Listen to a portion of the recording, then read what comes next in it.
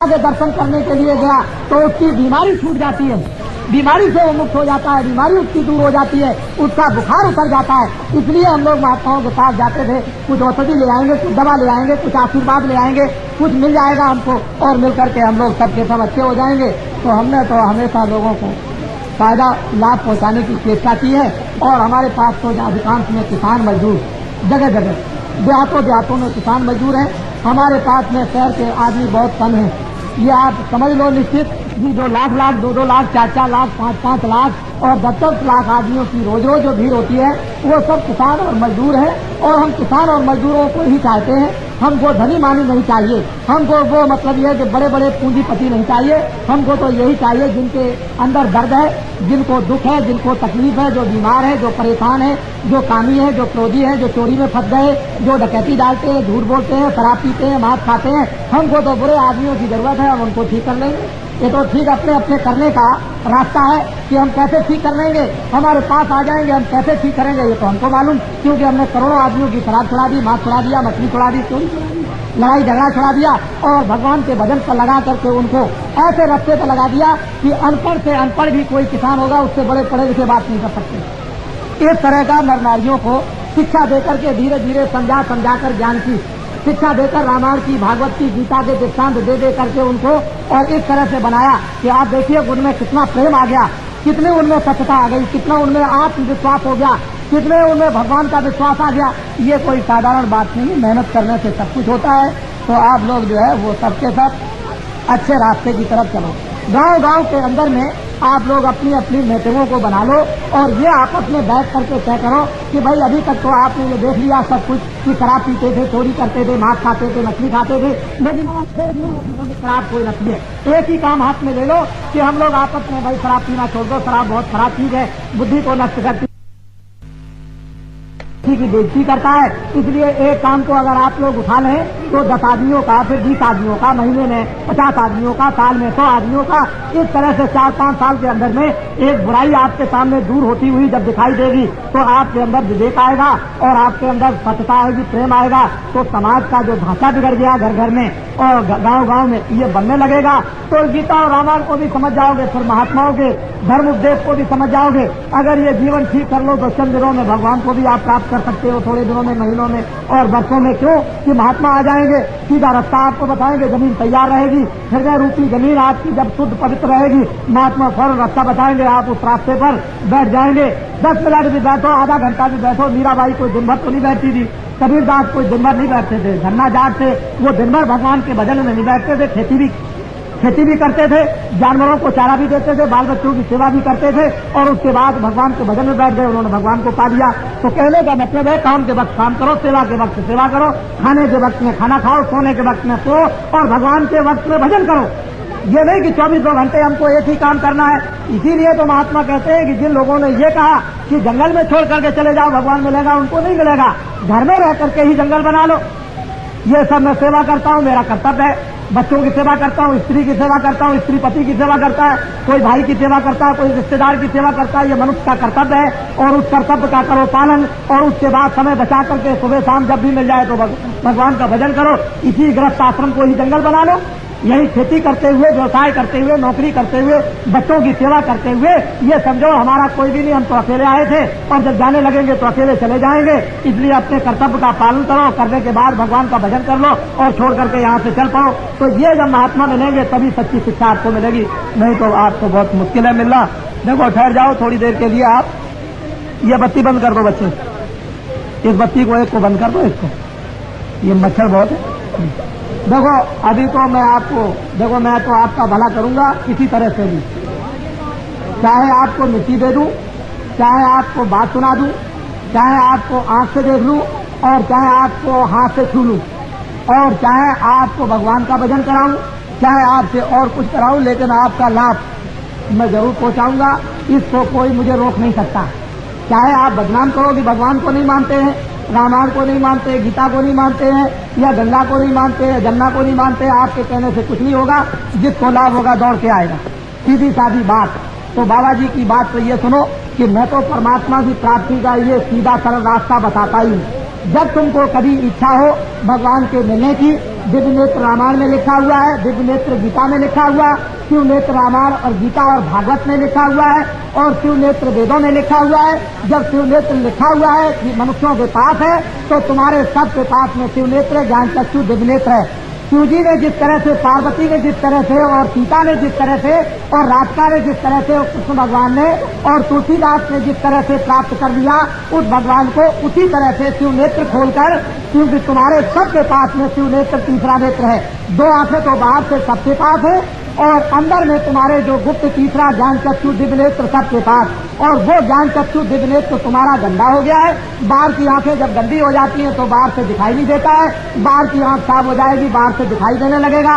इसी तरह से भगवान को देखने वाली आंख, स्वर्ग को देखने वाली आंख, वैकुंठ को देखने वाली आंख, देवी देवता को देखने वाली आंख, ब्रह्मा विष्णु को देखने वाली आंख, और यदि उस देवताओं के लोक में जाने की आंख तुम्हारी गंदी हो गई, मैली हो गई है, उस आंख को तुम सुगम और साधारण रास्ते से साफ करवा लो, और मनुष्य रूपी मकान में जब दिव्य नेत्र ज्ञान चक्षु खुल जाएगा तो यहीं से बैठ करके तुमको दिखाई देने लगेगा स्वर्ग भी, और वैकुंठ भी, और सूर्यलोक भी, और चंद्रलोक भी। ऐसा सुगम रास्ता तुम्हारे मनुष्य रूपी मकान में सबके पास है। बाबा जी कोई भेदभाव नहीं रखते हैं, ये नहीं रखते हैं कि आप चले आए आपको नहीं, ऐसा नहीं। सबको शुभ अवसर मिलना चाहिए, क्योंकि ये मनुष्य हैं, इनको फिर अवसर नहीं मिलेगा। अब मनुष्य जीवन का अगर इनको अवसर मिल जाए कि मुझे भी अवसर मिल जाए, तो फिर क्या है, जब बरसात आती है, किसान जब खेती बो देगा समय से, तो खेती में अनाज हो जाएगा। बरसात निकल गई फिर बोएगा तो अनाज नहीं होगा। ये मनुष्य रूपी जीवन आपको मिला हुआ है, और महात्मा सबको ये अवसर दे दें कि इस तरह से तुम्हारे अंदर शिव नेत्र ज्ञान चक्षु है, और सब लोग उसको शुद्ध साफ कर सकते हैं, और सबको खोलने का जन्मजात का अधिकार है। तो तुमको सबको रास्ता मिलना चाहिए। अपने अपने घर में बैठ करके करो तो देख लो, तुम्हारी समझ में आ जाएगा। जब तुम्हारे अंदर बुझा हुआ दीपक जलेगा, आंख खुल जाएगी, तो अपने आप ज्ञान का प्रकाश आपके सामने आएगा, आनंद आएगा, शक्ति आएगी, प्रेम आएगा, भंडार खुलेगा, दुनिया के दुख और दर्द तुम्हारे दूर होंगे। तो ऐसा सुगम और सीधा रास्ता तो बाबा जी बताते हैं। और आपको जब कभी इच्छा हो तो जय गुरुदेव नाम का प्रचार करते हैं हिन्दुस्तान में, आप चले आइएगा और ये कहिएगा कि मैं भगवान के रास्ते पर चलकर उस परमात्मा को अपने ज्ञान चक्षु दिव्य नेत्र के द्वारा देखना चाहता हूँ, तो बाबा जी आपको सुगम सीधा रास्ता बताएंगे। कुछ देने लेने की बात कुछ भी नहीं है। और अपने घर में बैठकर ये जरूर है कि जब कभी पास में सत्संग हो तो सत्संग को सुनने के लिए चौमू आ जाए, या उस गांव से आपके इस गांव में आ जाए, या यहाँ से सामौद चले जाएं। पास में कभी सत्संग हो तो वहाँ पर जाना चाहिए, क्योंकि रामायण भी यही कहती है कि हे केवट, तुम जाओ, ये तो भजन करने का रास्ता है, मैं तुमको रास्ता बताता हूँ, और घर में जाके भजन करना, लेकिन हमारा दर्शन करने के लिए और दर्शन देने के लिए अयोध्या में जरूर आना। इसी तरह से नर नारियों, जब तुमको परमात्मा के पास में जाना है तो थोड़ा सा सत्संग उस रास्ते का सुनना जरूरी है, जिससे कोई सांसारिक बाधा आ जाए या रास्ते में कोई अड़चने आ जाए तो वो हमारे ध्यान और भजन की अड़चने दूर हो जाएं। बाधाएं हमारी भौतिक कामों में आ जाती हैं तो वो काम भी हमारे भौतिक हो जाएं, और बाधाओं से भी हम मुक्त हो जाएं, और हम अपना ये कल्याण जो सबसे ऊंचा है, आत्म कल्याण, उसको करें। तो उसके लिए सहयोग के लिए किसी महात्मा के पास इसलिए जाना पड़ता है कि आप अभी अबोध है, अज्ञानी है, अभी रास्ते पर आप मजबूत नहीं हुए, अभी चलना आपने सीखा नहीं, खड़ा होना आपने अभी सीखा नहीं। तो जब खड़े हो जाओगे, चलने लगोगे, देखने लगोगे, और फिर जब आप में ताकत आ जाएगी और ज्ञान होगा, तो फिर कोई जरूरत नहीं, फिर तो बच्चा कहीं भी चला जाए, जिस जगह भी जाना चाहे कहीं भी फंस सकता है। लेकिन जिसमें ताकत नहीं होगी गिर जाएगा, जिसमें ज्ञान नहीं होगा फंस जाएगा, जिस जो रात्रि कहीं न जाएगा और रात्रि को दिखा देंगे और सबसे आपको होता है ध्यान तो सामने आता है तो जीवात्मा कल्याण करती है। तो जब लेकिन 10 मिनट 15 मिनट आधा घंटा घर में बैठकर थोड़ा बहुत भगवान का भजन किया करो। और अगर मन में तुमने प्रतिज्ञा कर ली कि आज से मैं शराब नहीं पीऊंगा, आज से मैं गांजा नहीं पीऊंगा, आज से मांस नहीं खाऊंगा, आज से चोरी नहीं करूंगा, आज से डकैती नहीं करूंगा, आज से किसी को सताऊंगा नहीं, तुम अगर मन में अपने प्रतिज्ञा कर लो तो आज मतलब यह है कि वो परमात्मा उसको सहयोग देने लगेगा और महात्माओं की भी कृपा होने लगेगी, काम होने लगेगा। लेकिन आपने भलाई के लिए तो प्रतिज्ञा आपको मन में करनी पड़ेगी, बिना प्रतिज्ञा किए हुए नहीं। तो इसलिए आप ये बात सुने, हम तो आपको कुछ न कुछ देंगे। अभी थोड़ी देर के बाद जब हमारा सत्संग समाप्त होगा तो हम आपको एक भभूत देंगे।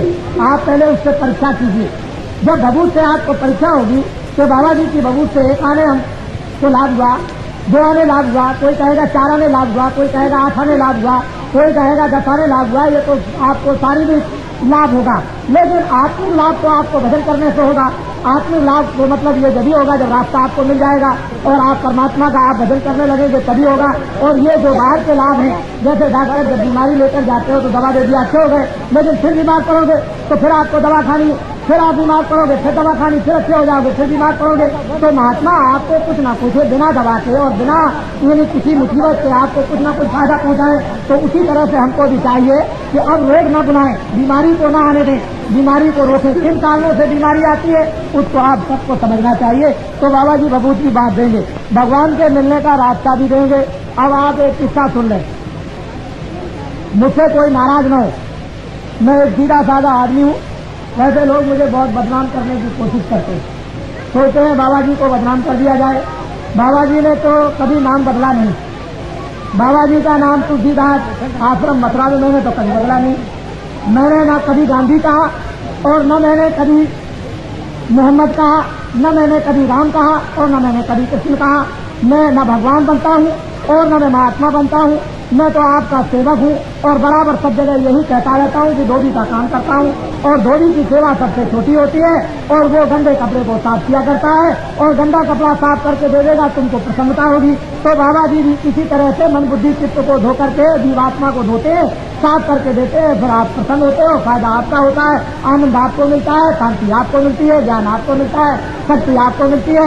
बाबा जी तो इस मुसीबत में फंसे रहते हैं और आपकी सेवा करते रहते हैं। बाबा जी को न भगवान बनने की जरूरत और न महात्मा बनने की जरूरत, सेवादार जरूर है। बाबा जी कोई दूसरा नाम नहीं आपको हमेशा बताते हैं। लेकिन अगर आप कहते हो कि भाई आप राम हो, आप हनुमान हो, आप कृष्ण हो, आप ये हो, आप वो हो, तो बाबा जी किसका मुंह पकड़ेंगे? ये तो आपको समझना चाहिए। बाबा जी तो घर में किसी का मुंह नहीं पकड़ेंगे।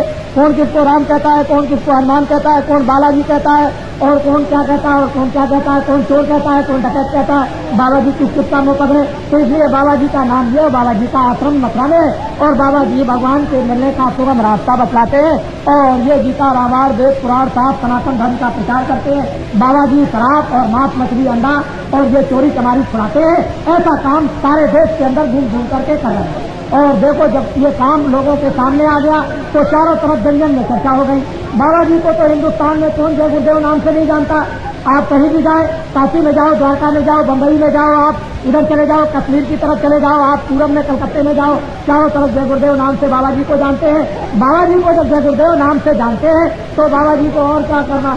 आप जिधर जाएंगे गांव गांव में, आपके यहाँ देखिए चाहे सारे राजस्थान में किसी तरफ भी चले जाइए, बच्चे बच्चे जानते हैं जय गुरुदेव नाम से, सब लोग जानते हैं। जब पहुंच जाएंगे तो मैं उनको देखूंगा, दर्शन करूंगा और बाबा जी का वो दर्शन करेंगे। मैं उनको कुछ लाभ पहुंचाऊंगा, उनके पास कुछ रखा होगा मुझे दे देंगे, मेरे पास कुछ होगा मैं उनको दे दूंगा।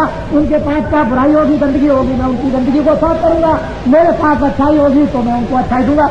एक सीधी सादी बात। इसलिए बदनाम करने की बहुत चेष्टा करते हैं, लेकिन बाबा जी बदनाम नहीं हो सकते हैं। बाबा जी को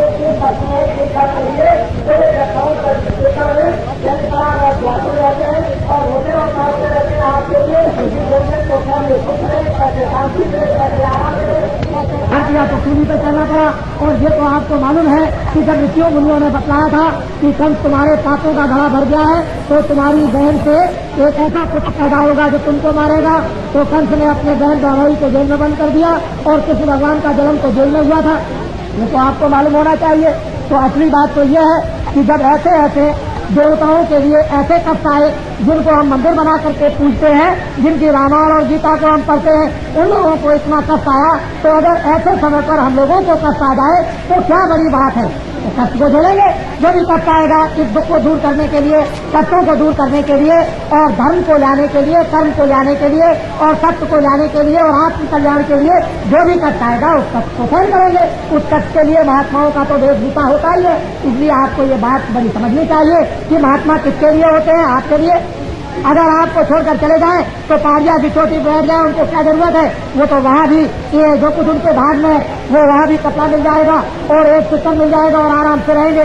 लेकिन ये समाज डूब जाएगा, ये आत्मा डूब जाएगी, नरकों में 84 में चली जाएगी। तो इसलिए महात्माओं को आप अपना समझें।